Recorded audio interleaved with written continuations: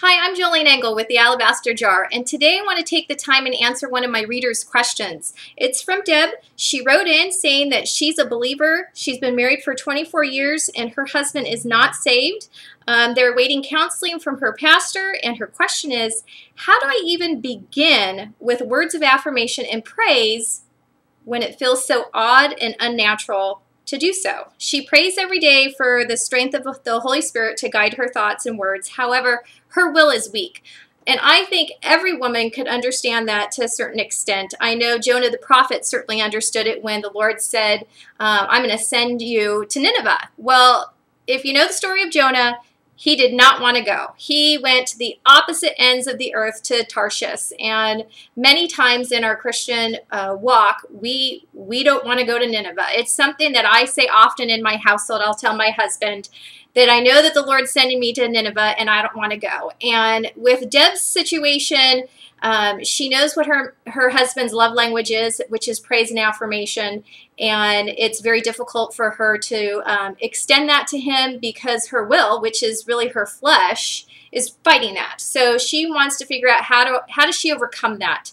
That's just you spending time in the Lord and really saying, you know what, Lord, I want to do these things to bring you glory.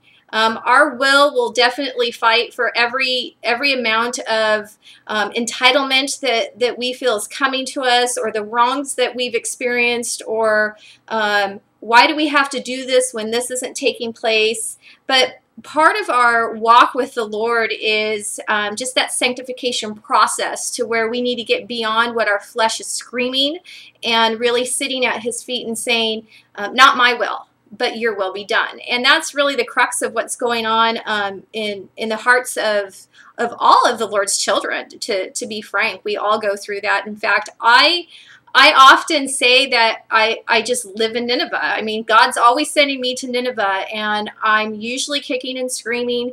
But obviously, the longer I've been walking with the Lord, I could see His hand more so. I could see the miracles. I could see the good that comes from trials. And so I kind of embrace that, that part of just going where He sends me.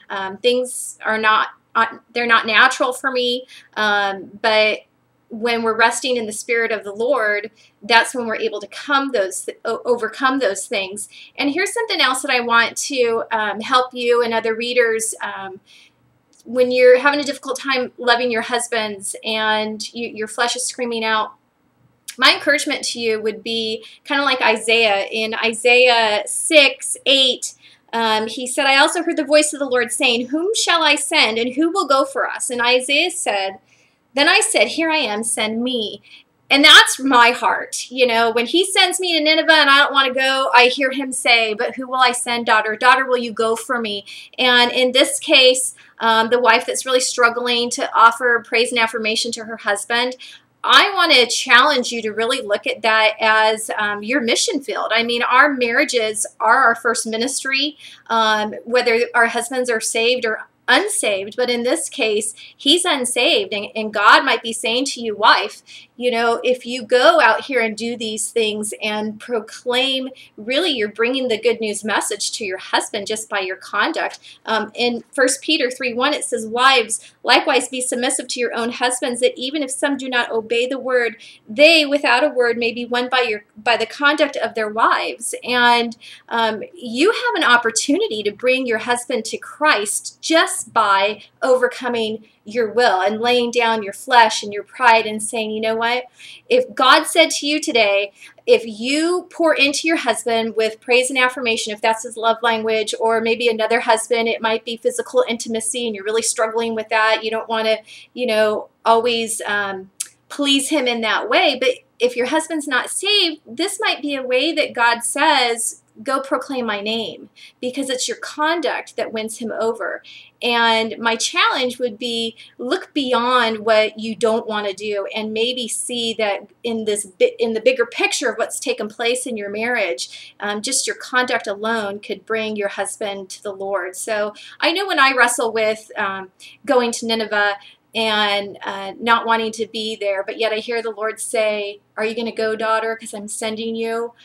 I have to stand back now and look at the bigger picture, because our time here on earth is short, And if I can encourage a wife to draw closer to the Lord, even if it means that I have to get on camera and do this, I'll do it, because my heart is to please my Father. So that would be my encouragement to you, is look at the bigger picture. You may win him over to Christ.